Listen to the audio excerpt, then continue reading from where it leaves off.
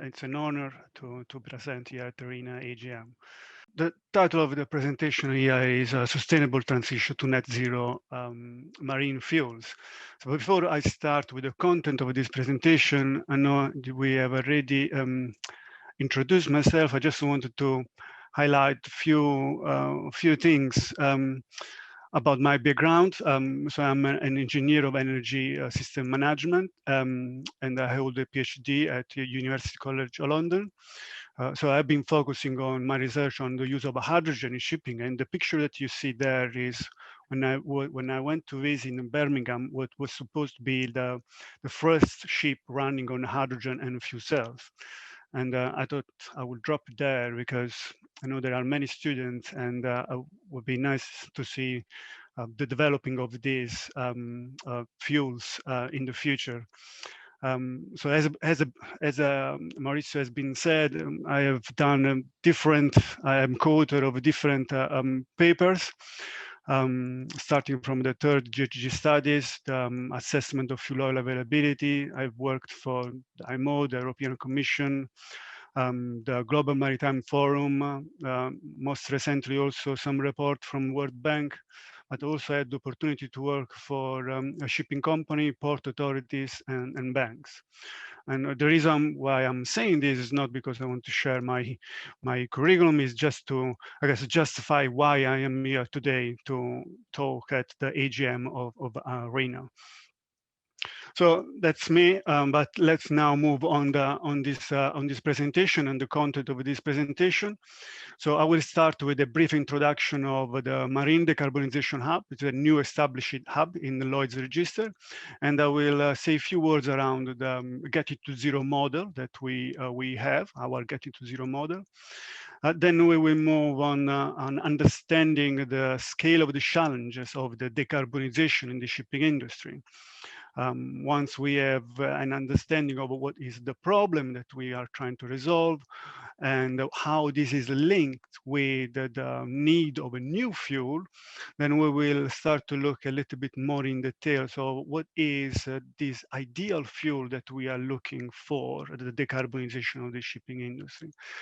And once we have idealized our ideal fuel, we can then move and zoom on each potential likely options and highlighting the challenges and opportunities for each of these options.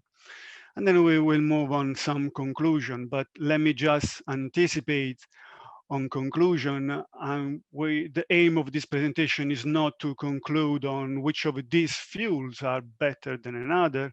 The aim of this presentation is to provide a framework that allows you to a better understanding what are the pros and cons of each solutions. And so that next time that you are hearing about a single fuel, you can have some sort of a simple framework that allow you to compare the different options. So the Maritime Decarbonization Hub at Lloyd's Register, it's a hub that is funded by Lloyd's Register Foundation. So we have a different KPI, and we have some very clear objective and missions. Our mission is to enable a sustainable transition, energy transition of the shipping industry. And we are aiming to do so by setting a number of objectives. Some of the objectives is the identification of which are the potential sustainable transition. We want to also deliver some safety standard, put in place some safety standard that enable this safe transition. We are looking to build partnership with first mover to innovate and demonstrate routes to scale. And we want to build capacity for safe design and operational of a zero emission vessel, providing right tool that enable decision making. So this is how our objective, and we are trying to do so by using our own approach, which we have called Marine Solution Readiness Level. This approach is basically composed of 3 different elements, because we recognize that it's important to look at this from different perspectives. One is looking at the technology readiness level, but also the investment readiness level, and then the community readiness. As you can see, this type of we actually translate this type of approach in a tool that we are using for different reasons. So what we call the MSRL is a tool that assesses the 3 components simultaneously in order to assess what is the overall readiness level of each solution. We're trying to do so, and we want this tool, the objective of this tool is to identify the bottlenecks of each solution. For example, if I can give you an example, we hear about ammonia, for example, as one of the most promising fuels for the future, but we know that ammonia is a toxic fuel. So we know that the acceptances of this fuel on board ships is actually still at early stage. So we can say that the community readiness level of this technology, or the technology readiness level in terms of safety for this fuel, is relatively low. So we can identify what is the bottlenecks of this solution. And then we use this model in order to internally, let's say, to say, okay, where we need to put more effort, where are the area where we have a low level of readiness, so where we can make a difference. So this is our approach. This is how we have organized ourselves. But now I'm moving on the challenges that we are facing, and the challenges that we want to contribute. The challenges obviously is the decarbonization of the shipping industry, and as you may have heard somewhere else, understanding the problem very well, it means that we are already halfway through to find the answer. So I will spend a bit of time on this slide just to highlight why it is important to understand the challenges of decarbonization. So the decarbonization of the shipping industry obviously is driven by 2 main elements.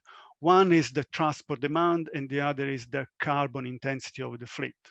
So the transport demand sometimes doesn't get a lot of attention, but actually is a very important driver. Because to just give an example, so essentially the transport demand, we are talking about the demand of need to move goods around the world. So if we are talking in a projection of an significant increase of transport demand, we are talking about many more ships, the need of many more ships. And because of the target that we have with decarbonization is an absolute target. The IMO have said 50% reduction relative to 2008 level. It means that we need to take into account also how the transport demand is impacting the potential decarbonization trajectories. So if the transport demand is very high, we need more ships.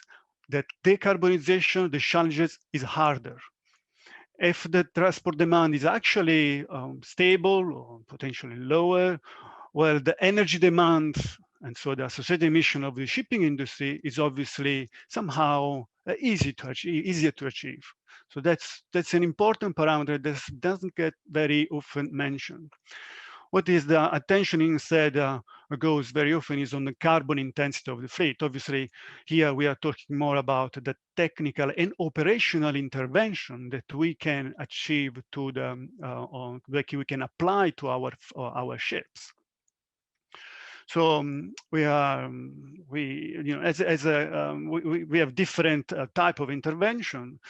So technical intervention can be, the implementation of energy saving technologies, wind assistance or other type of technologies, but also operational interventions like, for example, voyage optimization or slow steaming.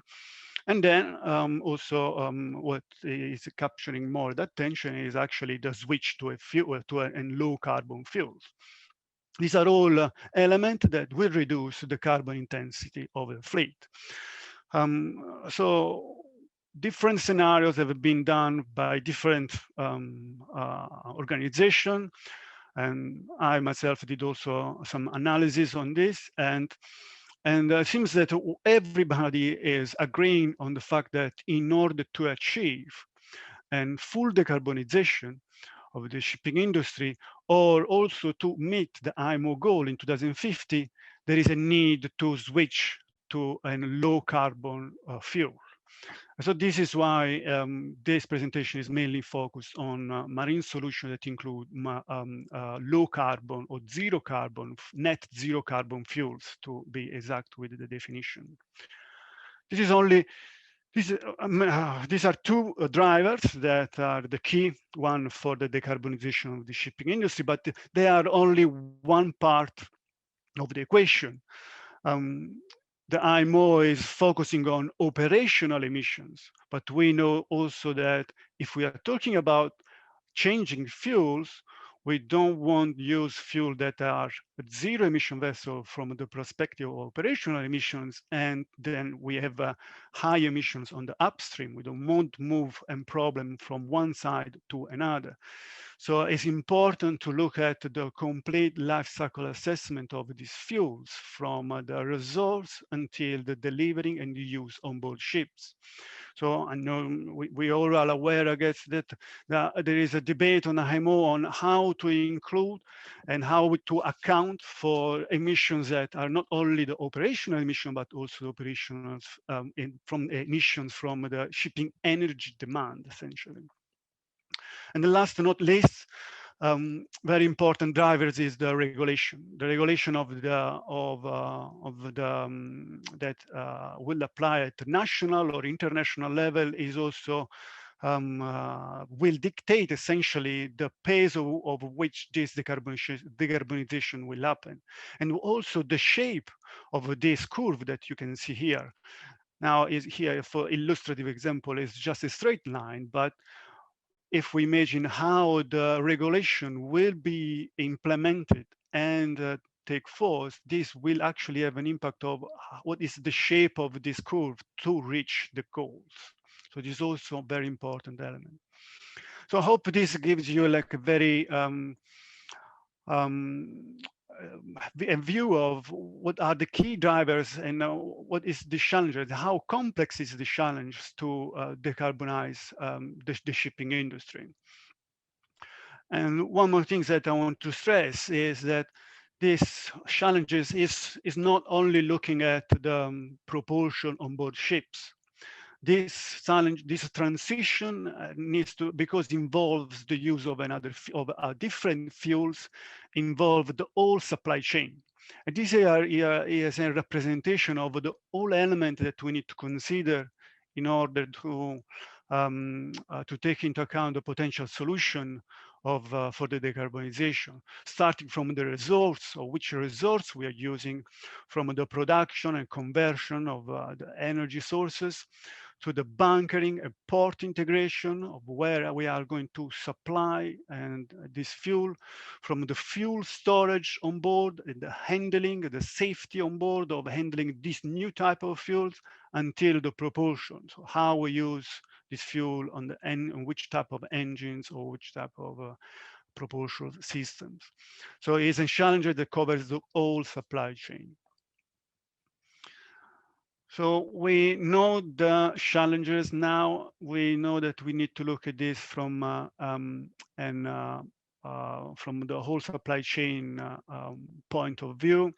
So we now I'm now moving on the ideal fuel that could have a significant contribution for the decarbonization of the shipping industry. And so essentially what I have done here is trying to illustrate that essentially we are looking for an ideal fuel And this ideal fuel needs to tick the box of different things, not only from a technology point of view, but also from an investment and community point of view. So I'm just highlighting here at very high level, not going too much in details, to say, okay, what are the characteristics that we are looking for this ideal fuel? Well, in terms of technologies, so this ideal fuel need to be derived from sustainable energy resource sources. And the use of these sustainable energy sources needs to be efficient. So we need to make sure that whatever resource we are using is cost efficient to be used for the purpose of producing low carbon fuels for shipping. The technology, obviously, we are looking for a mature, scalable technology. Scalable is a very important parameters. We would like to have, obviously, a fuel that, if we take into account the storage of this fuel, the energy density, the new design that we can think around, how we can store this fuel on board, ideally, we want no or very minimal loss of cargo capacity. Has to be easy to retrofit on board ships, which allow flexibility. And in terms of safety, we want be able to safely handle this fuel with minimal new skill and training, and also having an understanding of what are the the safe standard that we can put in place in order to limit the potential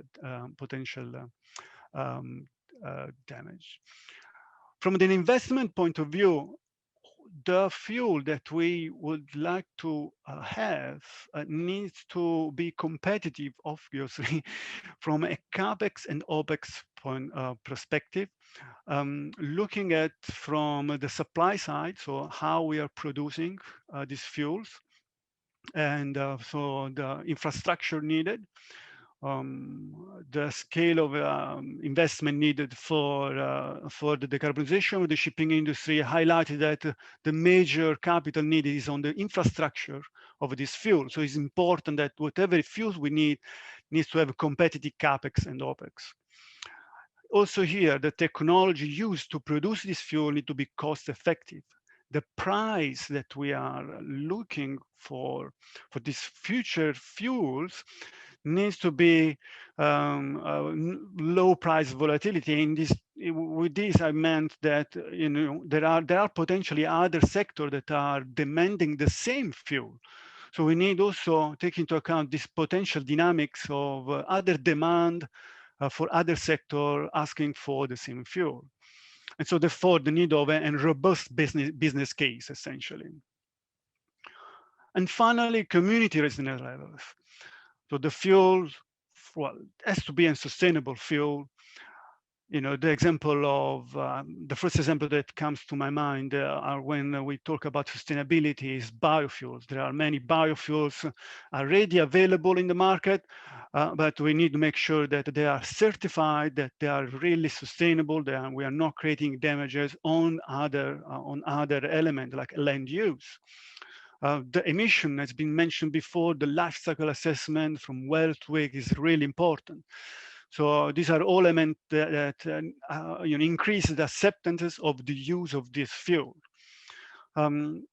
Risk associated with this fuel, I mentioned before the toxicity of ammonia. This is very important. We need to make sure that if there is a risk of leakage or anything, the potential damage that we are creating on soil, on water, is an acceptable risk and needs to be managed somehow.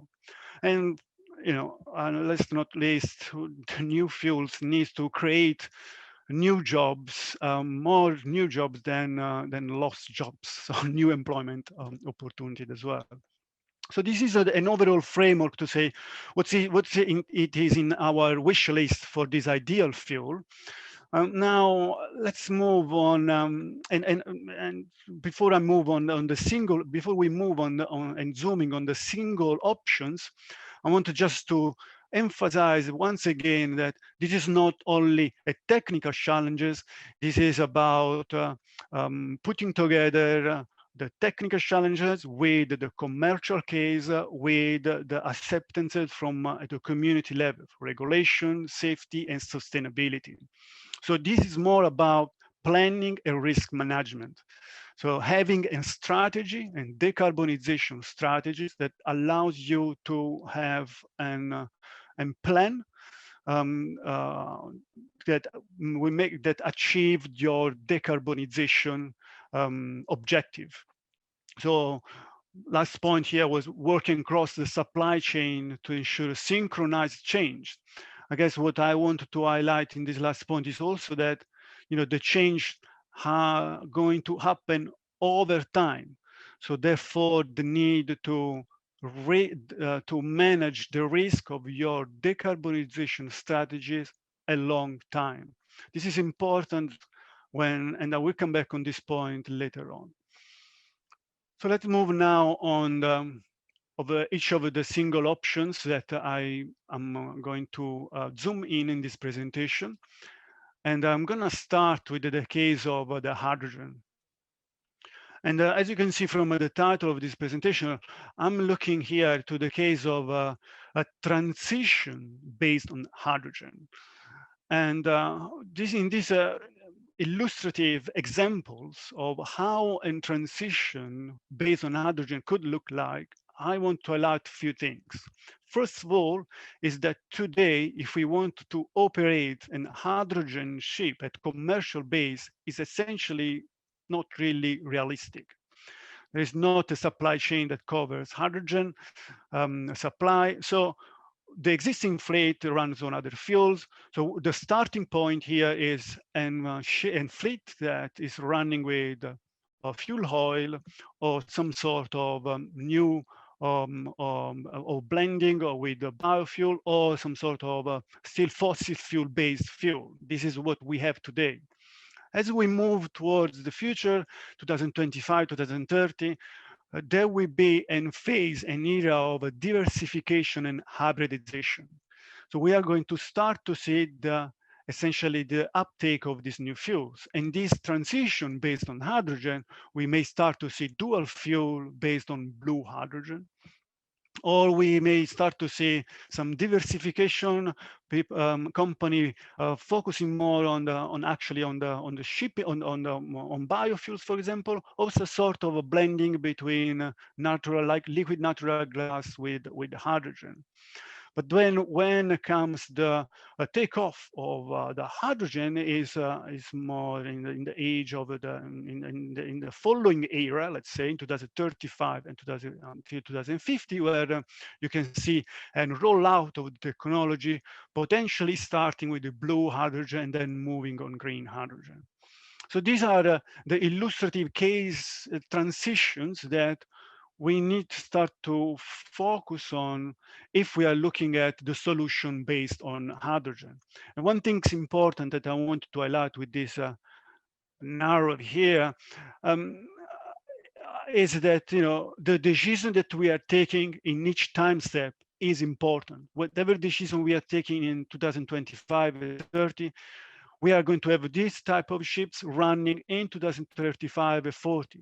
So that's for, again, highlighting the importance of managing the risk of the today decision when we are looking at the long-term goals.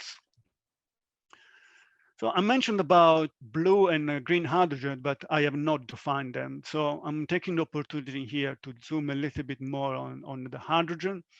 And apologies if this is already familiar with you. But here is just one of the many diagrams that you can find if you Google on hydrogen production.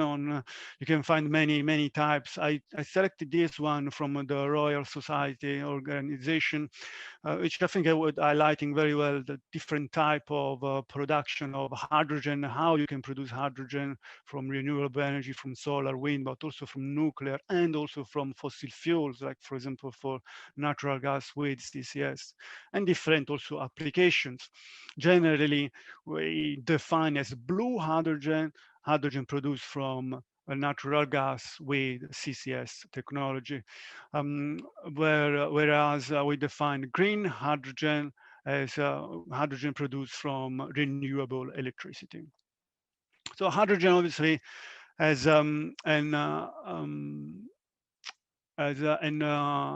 different fuel characteristic. Obviously, we know that it has high gravimetric energy density and low volumetric energy density. What this means is that we need much more space in order to store the same amount of energy that we currently store in our on the onboard ships. We need a different type of actually tank to store this type of fuel. If we are looking at liquid hydrogen, we need a liquid cryogenic storage that needs to have a very low temperature. So these are all elements, obviously, that needs to be considered when we look at the new design of hydrogen-powered ships, and also considering the safety aspect related to the flammability and the invisible and high temperature flame and so on. What are the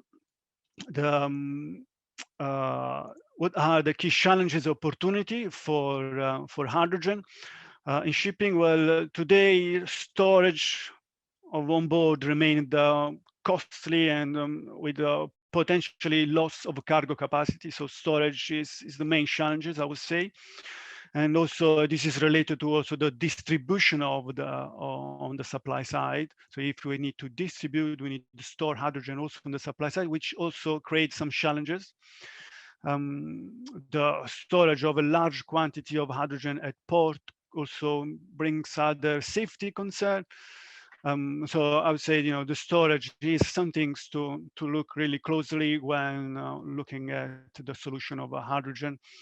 On the other side, potentially hydrogen has can have a very can reach very high efficiency when used with fuel cells.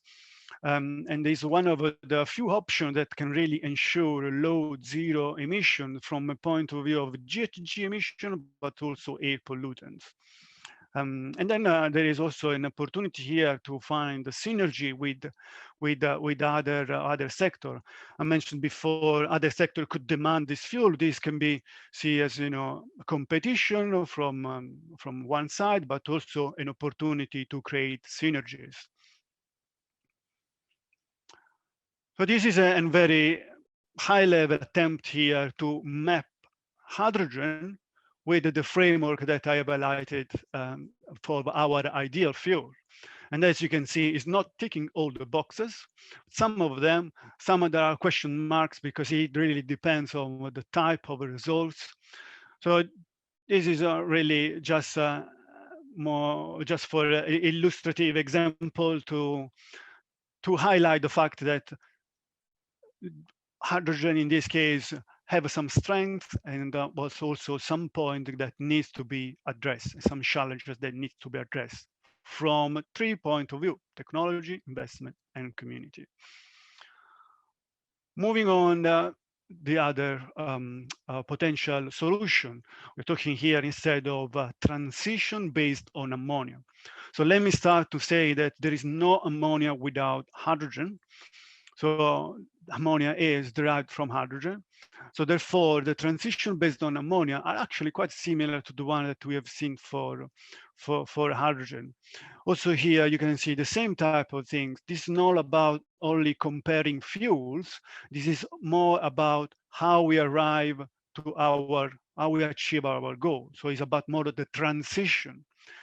We cannot really start to operate ammonia in a commercial base today. So we need, if you're talking about a fleet, we need to consider that the fleet will need to go towards some sort of transition, which, as I said before, will consider diversification and hybridization solution until we can move on rollout of the actual solution from potentially blue ammonia and green ammonia. Similar things, similar definition of blue and green ammonia applies as we have seen for hydrogen. Here I also used a diagram from the Royal Societies. We can see that in this case, there is only the production from electrolysis, but we know that hydrogen can be produced in many other ways.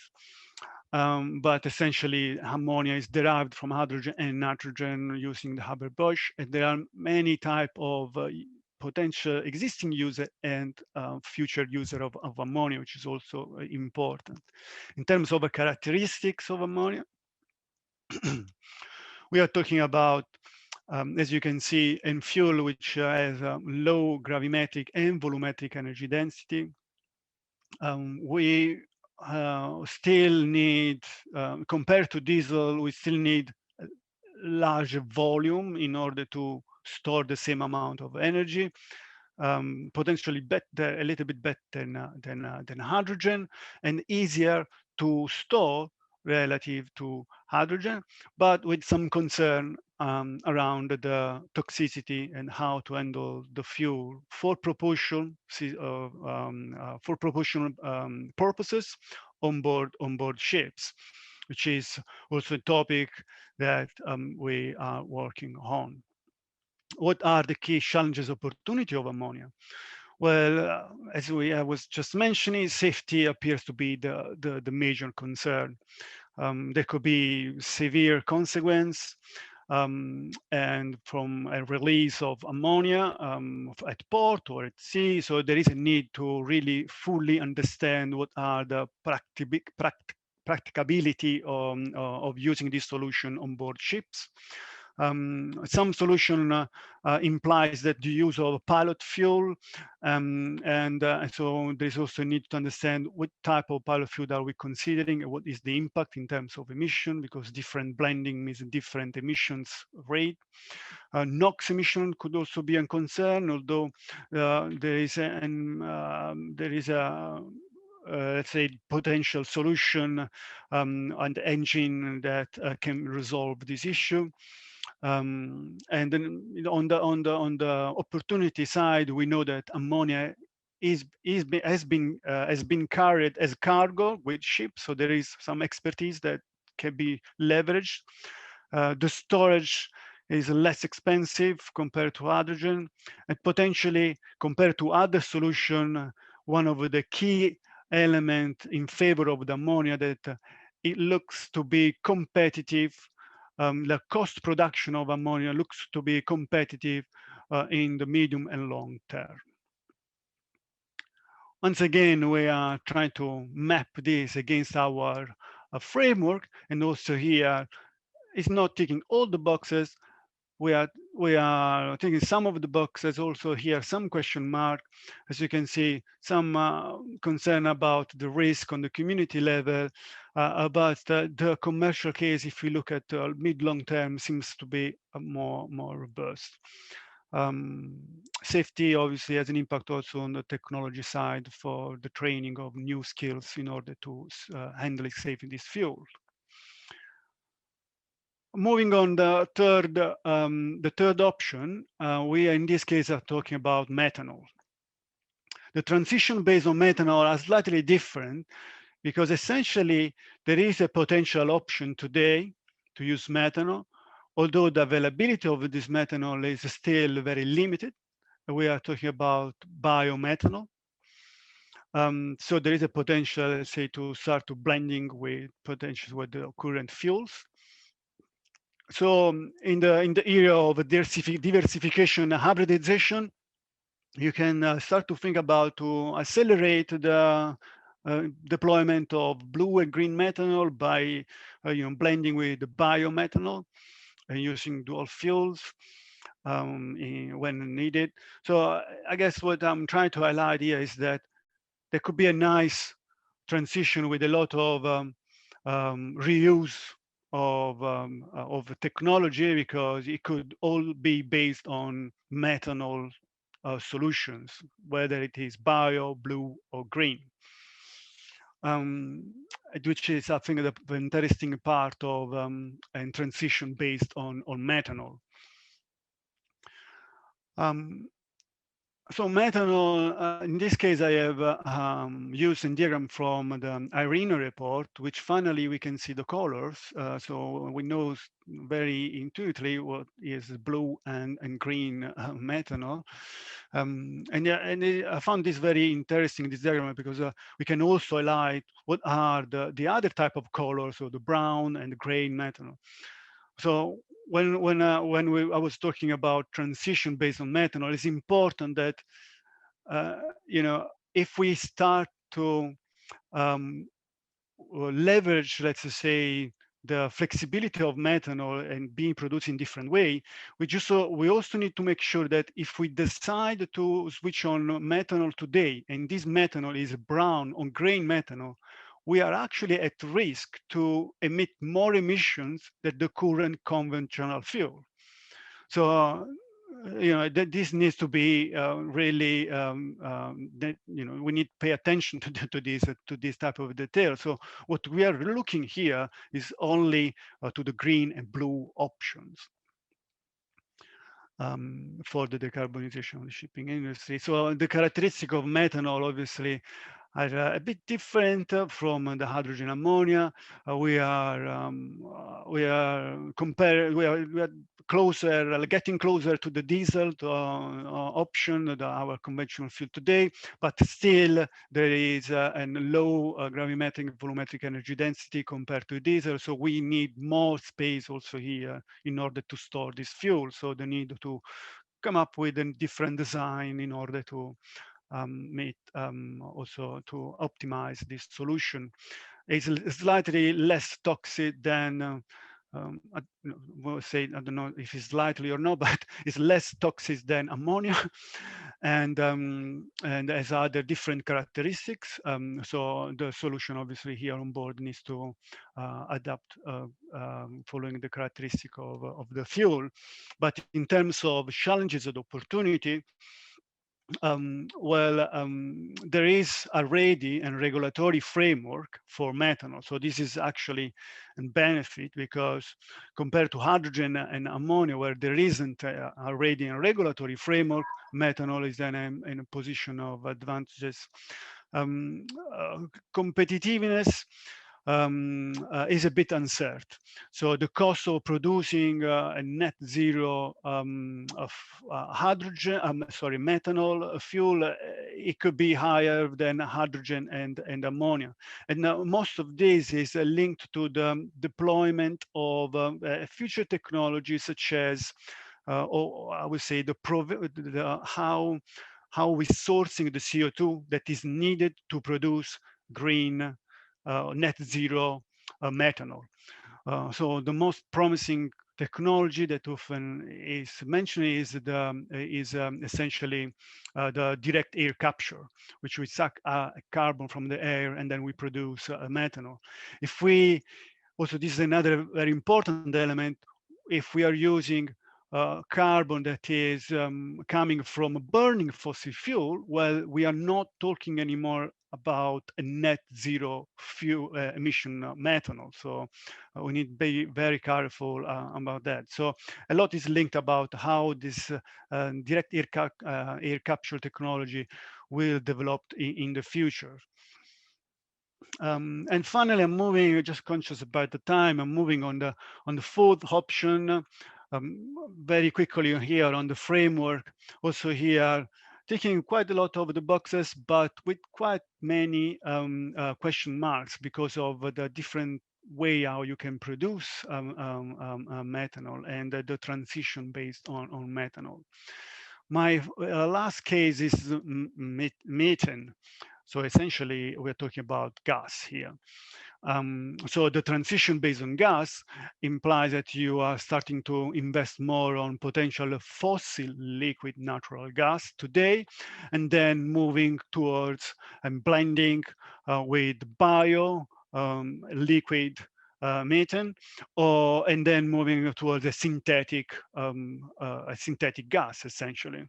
So these are the potential transition based on gas.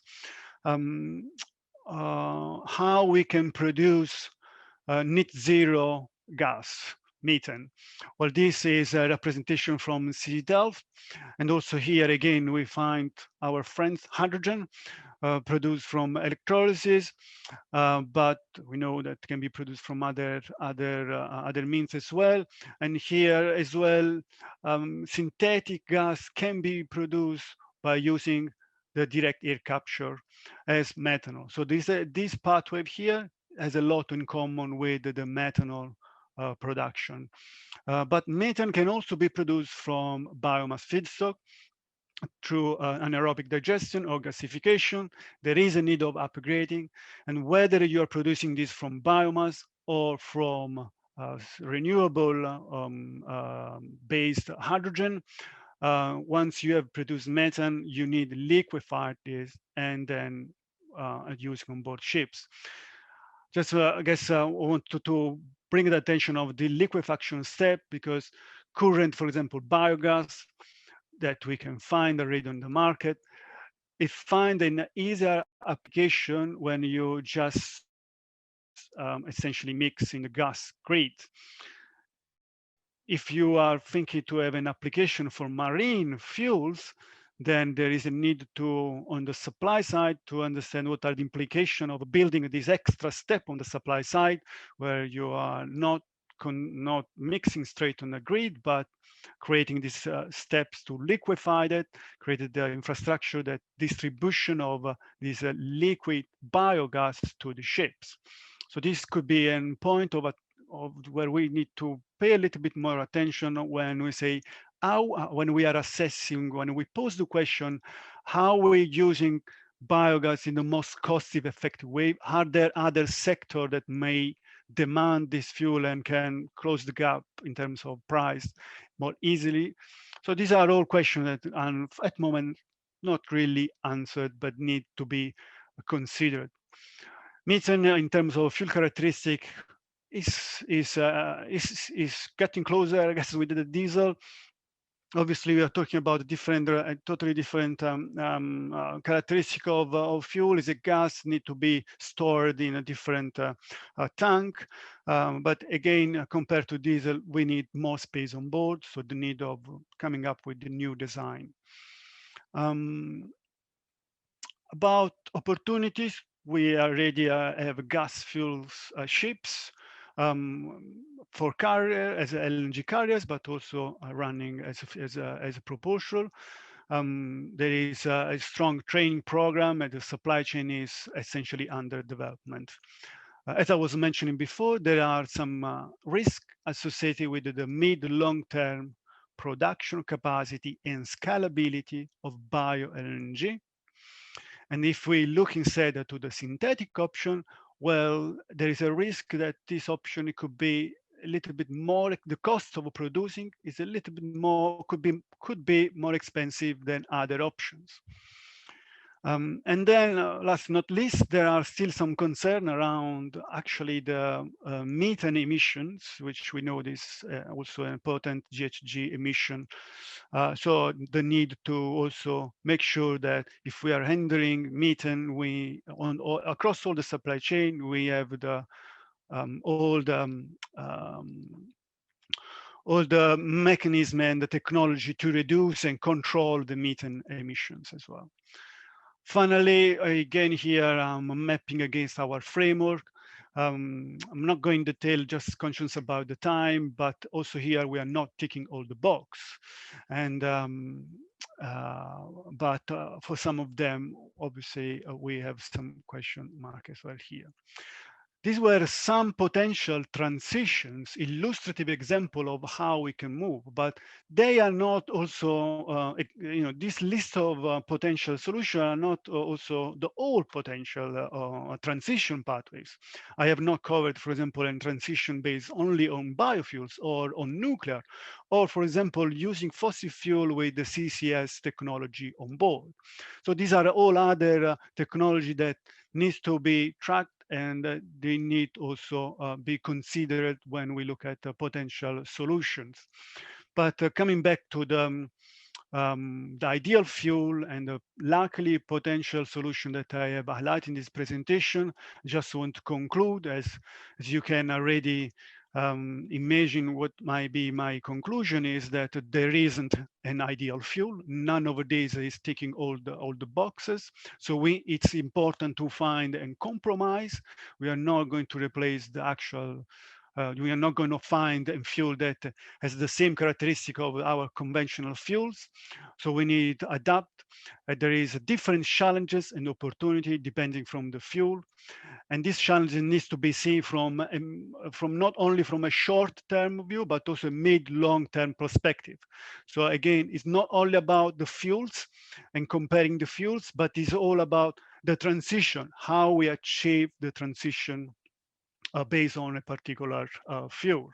So based on this, the potential suggestion that I could say today is investing on flexibility of a potential solution with a robust decarbonization strategy for tomorrow.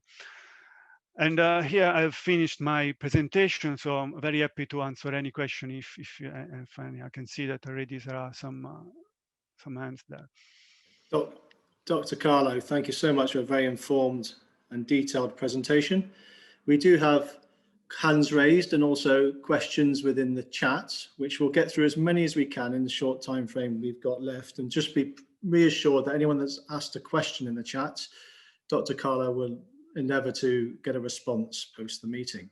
So as we look at the chat, I noticed that Paul Roble, you've got your hand raised. So if you could unmute and ask a question, please. Fine. Can you hear me? Yes. Fine. We've been discussing this problem probably for 5, maybe 10 years. In that time, the gap between actual emissions take out the sort of the short-term ripples, the gap between actual emissions and the pathway to the 2050 zero target from the IMO, it just increases and just keeps increasing. Okay. So it's going to take time to set up a new infrastructure. You've got existing ships, etc., etc. So my question really is that, noting that there are lots of candidates, but there isn't a perfect solution. Okay, surely isn't the industry going to have to narrow down to 1, maybe 2 solutions and start getting on with that transition? Because we have otherwise the challenge of meeting the 2050 target gets larger and larger and will very soon become unachievable. What do you think about that? That's a very good point. This is, you just went to the core of the current or the current issues, right?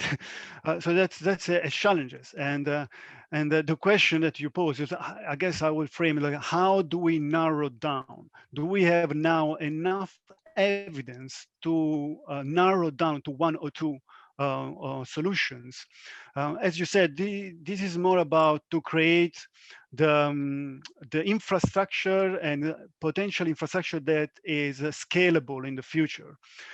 So, there are different type of argument. There's one argument says we should use, for example, fuel that are proven to reduce emissions, which are available today. So we can do some things today. But if investing these fuels means deviating capital that could go to an investment on infrastructure that are more resilient for the future, well, we need to be careful about that. Now, my point, sorry, Carlo, is slightly different. My point is that we can keep analysing this forever, okay? But my point is, if you actually look at the pathway we've got to achieve by 2050, okay, there must come a point where we actually have to make a decision, maybe narrow it down to 2, whatever it is, but we can't keep analysing this forever, okay? And that's my point, is at what point does this sector to actually deliver this thing, because it's going to take a long time to deliver it, yes, what time does it actually have to make a decision? Because sometimes you have to make a decision, the Olympic Games are going to be on that date, on that year, fine. So you have to make decisions, right? Yeah. So if you reverse the problem, how to meet the IMO target, when do these decisions actually need to be made? Otherwise, we're going to miss the target. We may have a perfect solution, but the train left. Yeah. If you are talking about timeline, what I can say, I have tried to highlight in this type of diagrams in the tables there. For me, there will be an era in the next 10 years where there will be diversification, hybridization of different solutions. This is the time where we need demonstrate that the that we can narrow down to 1-2 solution. And then after in 2030, if you want a date, in 2030, we should have already built enough knowledge and expertise with the demonstration project that we can narrow down. We have a very strong and robust evidence that we can narrow down and focusing on 1 or 2 to deploy and roll out this solution from 2030 towards the 2050 objective. Thank you very much, Dr. Carlo. We've got a question hands raised with Derek Eltringham, and then we've got the chat room in which Yayan Pillai was the first in the chat room anyway. So first of all, I'll go to Derek and then over to Yayan. So Derek. Thank you very much. Can you hear me? Yes. Okay. Thank you, Professor Raucci. It's very interesting, and I'm extremely interested in this topic. It's urgent and a significant level of change is required. My question really is, given your MSRL framework, it's clear that the technology is going to take time and investment to get ready, even to be ready by the 2050 timescale. In the meantime, we are requiring some very significant reductions in greenhouse gas emissions from everywhere, but including this hidden level of marine emissions. Is it heretical, do you think, to suggest that in fact the transport demand that you've mentioned is probably the easier and most significant quantitative reduction mechanism to be able to achieve the IMO target, which implies, for example, possibly an inevitable reduction in the amount of hydrocarbons in an oil and LNG moved around in bulk, but also perhaps a paradigm shift in terms of manufacturing investment and the economics, so that we don't have very large container ships traveling backwards and forwards between one half of the globe and the other. So is it actually the easier thing, not whilst we still need to have zero emission transport fuels, perhaps the most immediate way of getting something done in terms of reducing emissions is to change the whole economic model of moving stuff around the globe. Yeah, I think you raised a very interesting point, and as I mentioned, I mean, the transport demand is not capturing a lot of attention relative to the technology intervention, and as you mentioned, there are different potential evolutions, right? So we are going to transport different type of cargos. It could not be any more fossil fuels, but could be other type of cargo, biomass or hydrogen or ammonia, to meet some other needs of decarbonization around the world.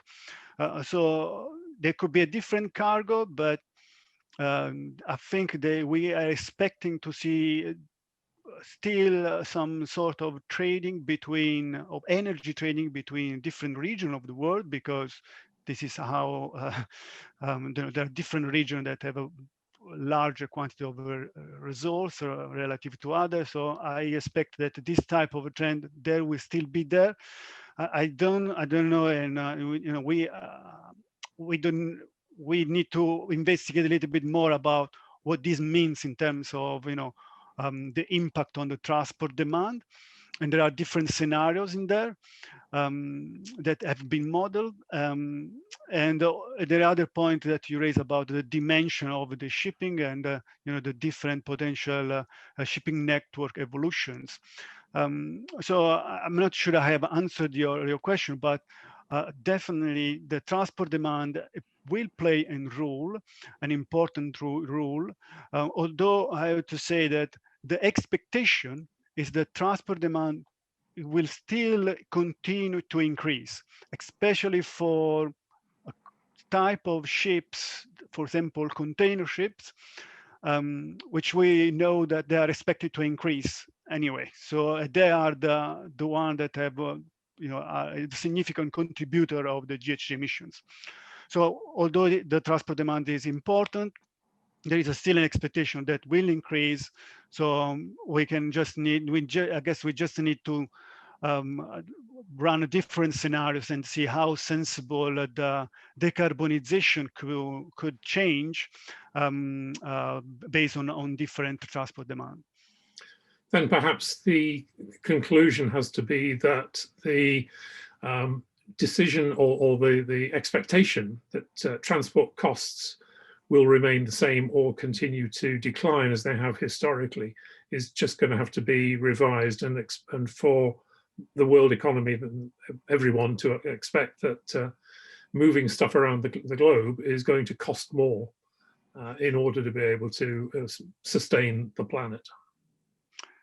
Yeah, that's a potential thing. I mean, when we talk, for example, of where this transition could start, is actually in in routes or in exchanging of trade, where there are the big consumer that are they can afford potentially a higher transport cost because. Potentially there could be a higher transport cost, but we know that transport costs on the final goods might have a very marginal impact. So although it could be more expensive, on the overall impact on the goods, it could be still quite marginal. So we could start this transition where there are big consumers that are keen to obtain essentially goods that have a green supply chain. Thank you very much. Thank you very much, Derek and Dr. Carlo.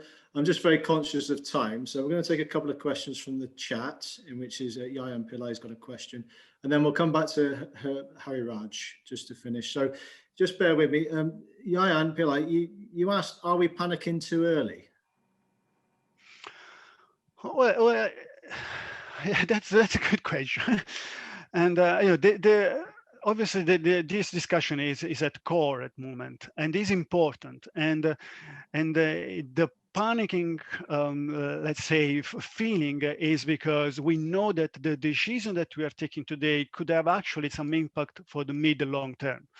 So it's important to we don't want to have a panic feeling, but it's important to raise these challenges and the problem, and be aware of what is actually the problem. Then assessing what is the solution that you have today is one thing. Moving on a quick solution might be a good and a bad decision. It really depends on your own fleet, your own strategy to achieve the mid-long-term decarbonization. So to me, the answer is like, it's not that we don't need to do anything today and relax, because this is a huge challenge, but we need to consider our solution having a mid-long-term perspective and having a strategy that allows us to arrive there, minimizing any potential risk. This is Thank you very much. Yes, if I may put my comment into perspective. I'm also a marine engineer with about 56 years in the industry, and I train in the LNG sector. Shipping contributes to only 2.7% of carbon emissions. Now, within the UK, 30% of carbon emissions contribute 30% of domestic consumption of all fuels, contribute to 30% of carbon emissions, and road transport contributes to over 20%. So to put my comment about 2.7%, that's why I asked the question, are we panicking too early? Yeah, that's a good question, and I get this type of question. This is a nice picture of today's world, but what the challenges that we have here is to achieve a goal. This is achieve a goal of a decarbonization is not only for the shipping industry, it's all the other sector as well. So the number that we have mentioned are not going to be the same. And because these other sectors have actually solutions at their hand that are easy to implement, it is expected that the other sector will decarbonize faster than shipping. What this means is that shipping will, if we are panicking too early, we want to hold on, it could mean that shipping share will increase dramatically, very significantly, because in the meantime, all the other sectors are decarbonizing. Thank you very much, Yayan. I'm just very conscious of time. I've got two more questions. I noticed, Haraj, you had your hand up, but I will come back to you to give you the last comment. But from Demetrius Moniudis, thank you very much for your presentation. I'll read the question. At present, there's a tremendous confusion between carbon neutral and net zero options for shipping. Can you please comment and explain the differing political / commercial interests involved? Okay, I think this is an issue of terminology that are being used, and unfortunately, there isn't a clear taxonomy of these different terminologies. But so essentially, what we define as net zero emission is a fuel that has actually a zero emission across the whole supply chain. And this is when I guess you are talking about the fuels, right? The definition of a net zero emission fuels. If in order to achieve a full decarbonization, there is no other, you don't need to do any other analysis. I mean, you need this sort of net zero fuel to achieve the full decarbonization. A different thing is when we start to talk about the industry emissions. So is this, I guess we can introduce also the concept of the industry net emission needs to be zero, which implies that you could allow some sort of offsetting. But offsetting is another topic which I have not covered, where essentially, the overall emission of the industry is composed of the actual emission reduction, but then the rest that potentially is still using fossil fuel is using some sort of offsetting. So it really depends on what we are, how we are defining, and how the regulation that will be implemented will define these different terminologies.